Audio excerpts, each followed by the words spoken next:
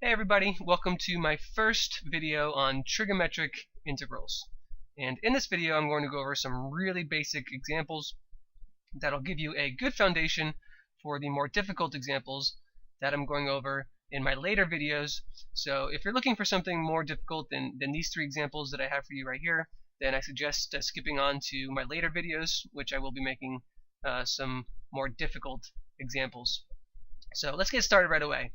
First we'll start with this one integral here in the middle. We have the integral of the cosine of x dx. And the integral of the cosine of x is equal to the sine of x. And we can't forget to put our constant plus c. And this is something that you should have memorized. And if you have any difficulty memorizing integrals, then you can always use your derivatives to check your work. The derivative of the sine of x is equal to the cosine of x. So you can always use your derivatives to help you remember your integrals. So let's go over the integral of the sine of x dx.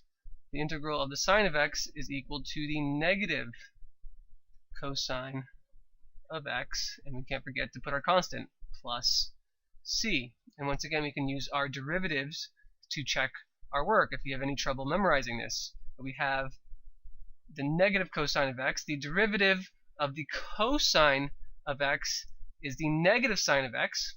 So the derivative of the negative cosine of x is the positive sine of x dx. So once again, if you have any trouble memorizing this, you can always use your derivatives to check your work. So let's go over our last example. We have the integral of the tangent of x dx.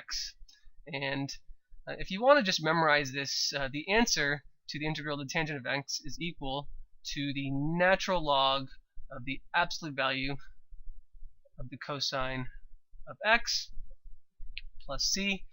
And I do not like to suggest memorizing, so I'm going to show you a way which you could solve this without memorizing. So if we take the integral of the tangent of x, we could say that this is the integral of the sine of x over the cosine of x dx. Tangent is equal to the sine of x over the cosine of x.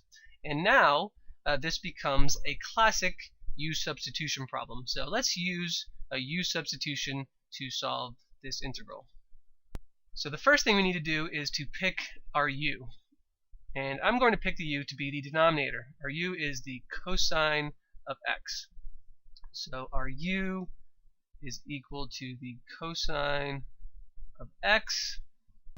And if we take our derivative of U, which is du, the derivative of the cosine of x is equal to the negative sine of x. And we can't forget to put our dx at the end. So notice in our integral we have the sine of x dx, and in our du we have the negative sine of x dx. And we want to make it exactly the same. So what I'm going to do is I'm going to multiply both sides of du by negative 1. So negative 1 times du is just negative 1 du, and negative 1 times the sine of x dx is the positive sine of x dx. So now let's substitute everything into our integral. So we have our integral, and in our denominator we have the cosine of x, and we know that the cosine of x is equal to u, so I'm going to put u in place of the cosine of x. And in our numerator we have the sine of x dx, and we know that the sine of x dx is equal to negative 1 du. So I'm going to put a negative 1 du in our numerator instead of the sine of x dx.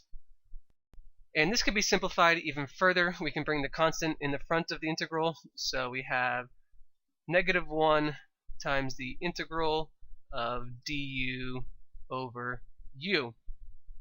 And now we have our u in the denominator, so I'm going to rewrite this with u in the numerator. So this u has a positive 1 exponent in the denominator, so we can rewrite this as negative 1 times the integral of u with a negative 1 exponent in the numerator. And we can't forget about our du. And the integral of u to the negative 1 is equal to the natural log of the absolute value of u. And we can't forget to add our plus c. And our u is equal to the cosine of x. Once again, our u is equal to the cosine of x. So let's plug in the cosine of x for our u. So we have the natural log of the absolute value of the cosine of x instead of u plus c.